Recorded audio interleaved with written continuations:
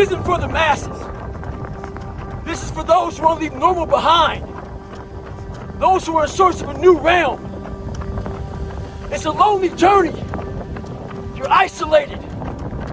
Those who used to keep pace with you will fall off.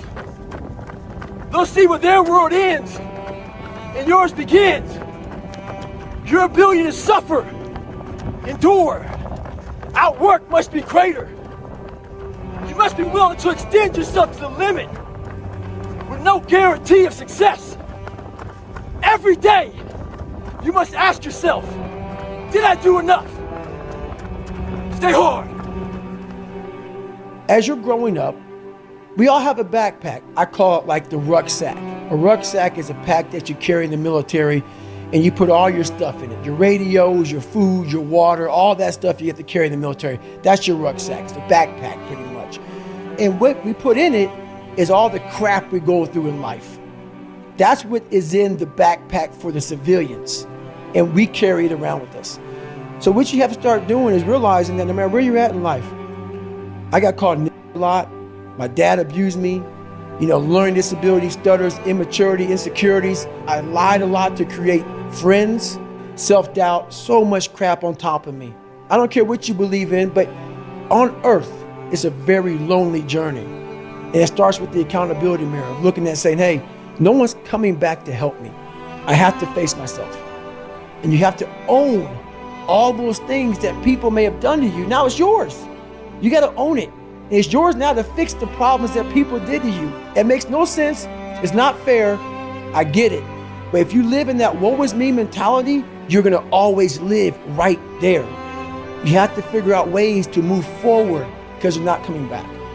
It's about how you move when no one's watching. It's about how you work when you're not going to get applause. It's not about what you do on Instagram. It's about what you do in reality. When the lights are off and everybody else has gone home and everybody else is taking a break and everybody else is just doing whatever they are going to do. What are you doing then? Because that's going to determine what your life outcome is. Greatness does not come from doing what you're supposed to do.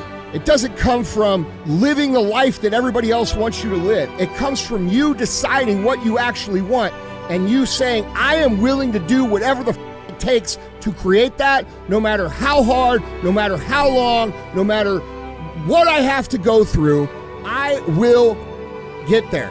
It's so easy to be great nowadays, my friend, because most people are weak. Most people don't want to go to that extra mile. Most people don't want to find that extra because it sucks. It's miserable. It's lonely. You talk about that you were kind of lonely by yourself. I was the same way. And that used to hurt me growing up. Now I thrive in this.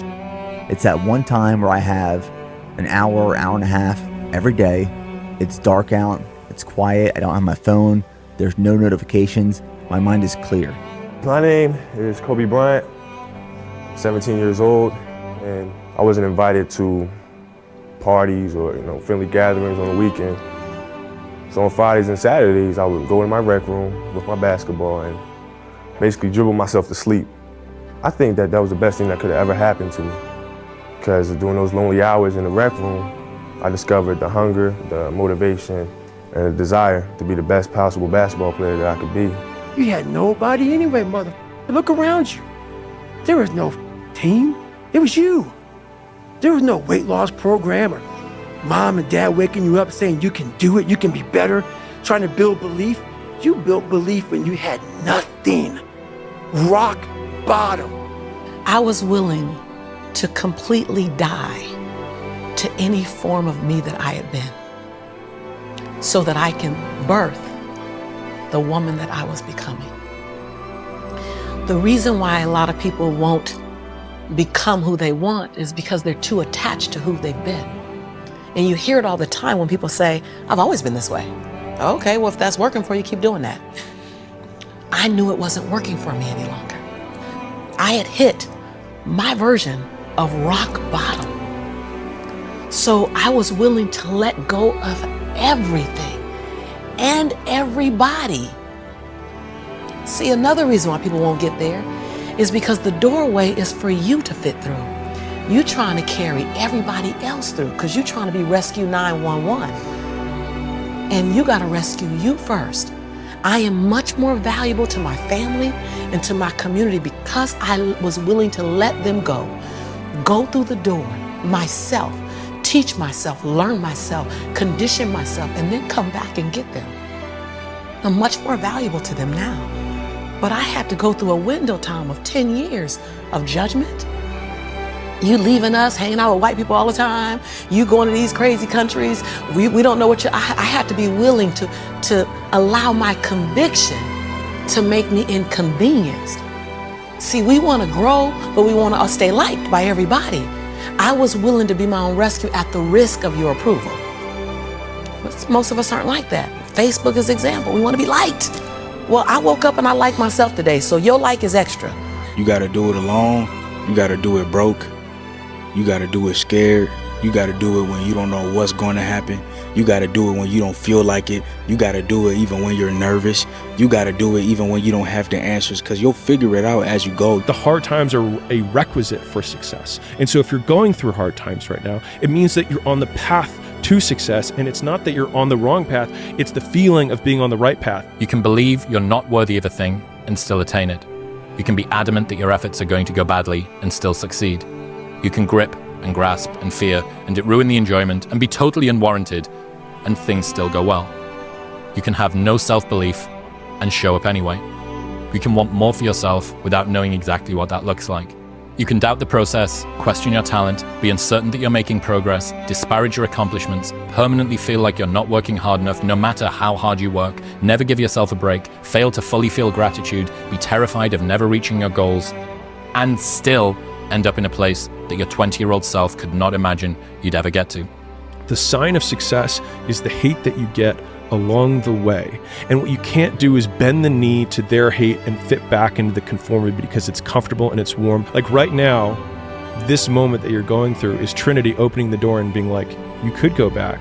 But then you'd have to remember exactly what the reason was that you decided not to go out to begin with, just because you listen to this podcast and you consume this content, you're like, I can do more than this. Admit it, you aren't like them. You're not even close.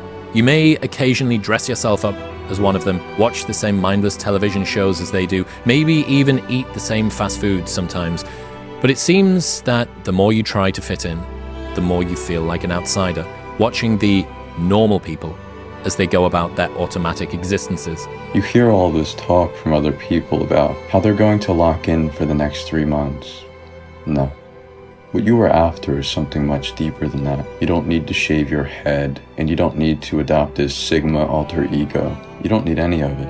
It's all noise. You see, what you understand is that if you continue to treat your personal development like a phase, it will always be just that, a phase. I mean, 3 months. Is that what you give to this?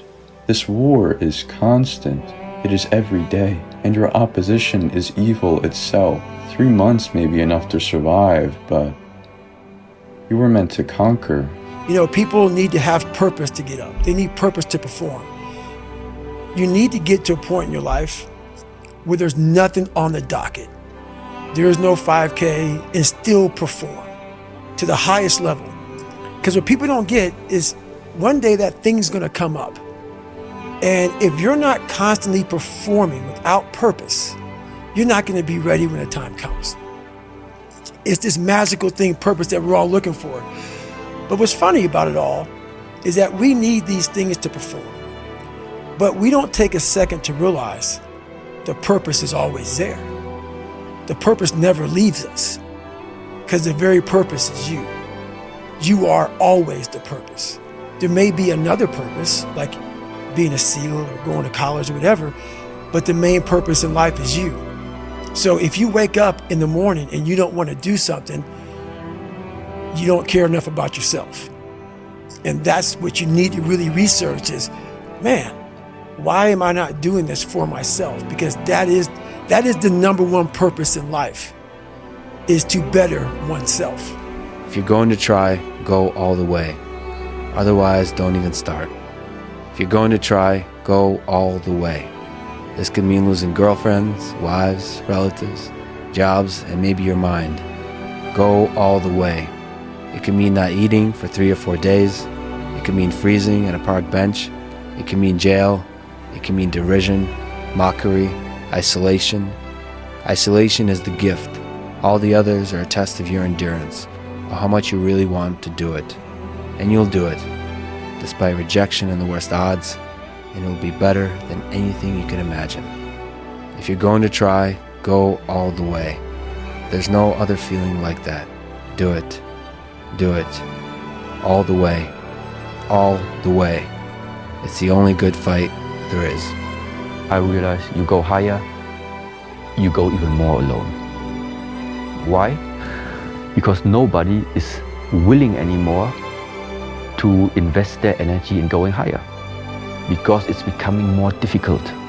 Along this way, the higher you want to go, the more likely you're gonna walk alone. It was isolation, it was visualization, it was motivation, and it was dedication. There was nothing else going on in my life, you know what I mean? To get to the pinnacle, it needs to be like that. It needs to be no outsiders. It needs to be, you need to have your team and your focus, and that's it. I don't need friends that aren't involved in this game, or that aren't on the same path. There is a period in everybody's journey where they are so different because they've started to do new things that they no longer fit in with their old set of friends. But they're not sufficiently developed that they've gained their new set of friends. And they're unsure. Should I go back? Should I lean back into getting a bag in with the boys on a weekend? Is that the highest, way that I can live my life passion forward? Because that's what everybody else does. And all of my friends are taking the piss. Oh, not drinking again. Too good for us, are we? Not going out again this week. Oh, okay. Well, enjoy staying in home and reading, nerd. So you're going to feel the pain of being ostracized from the group of friends that you used to have. But you're stuck in this messy middle where you haven't yet worked out who you are on the other side of this. And that lonely chapter that's in the middle is something that I would say almost nobody that I've ever met who has gone from a place where they are to a place where they want to be hasn't gone through. The only thing that you can do is win so big that all of them constantly compare themselves to you. And then you'll forget they exist. Success is the only revenge. It's not the best revenge. It's the only one. There's no other revenge. It feels so painful because you look around to see who can help you, and then you're like, it's me again. Who am I? I found out through this path of life, who is David Goggins? I did it alone. There was no trophy on the wall, on the mantle. That trophy's in my brain. No one helped me get there. No one paid my bills. No one did it for me. No one ran those miles, lost that weight. Look, I suffered on my own and developed this man who said, it's who I am, man. People struggle to do things alone. And the path of the exceptional person is one of an exception, which means that you are not with other people. And rather than fighting that or bemoaning it, see it as an indicator that you're on the right path. Because if everyone else were cheering you on, then it means you're not in the right place, because it means you're just like everyone else, and that's not where you want to be. What makes you so special that you think that you're going to be able to accomplish what they've accomplished without going through that process? You think you're so special that you get to skip all the hard parts and the universe is just going to line up for you and everything's going to be easy? Nobody has built what it is you want to build. Nobody has become what it is you're trying to become without pushing through the same things that you're dealing with now. They don't have more talent. They don't have more skill. They were just willing to be laughed at, and you aren't. I've trained 99% of my life alone. No one pat me on the back. I did all of the work alone. I'm out running at 2 o'clock in the morning, 1 o'clock in the morning, in the gym, long sessions by myself. That's real. All this, who's gonna carry the bolts and what? That's real. The feeling I get is something I can't even explain by myself. I don't need anyone. That's why people come to me to motivate them. No one can motivate me. I have a resume full of the motivation. That whenever I'm down, I'm like, oh, hang on, mother. Oh, you know the truth. You know the truth. You know the darkness of the dungeons and the demons that fly. You know, and then from there, it's like, oh, okay, you were there. You know this. There was no one there to pick up the rucksack, to pick up the boat, to pick up the log, to go in there. It was you. It was you. There was no pat on the back at 300, at 275, at 250, at 220. No, that was you. People are looking for that pat on the back. Where is it? Oh, I don't need it.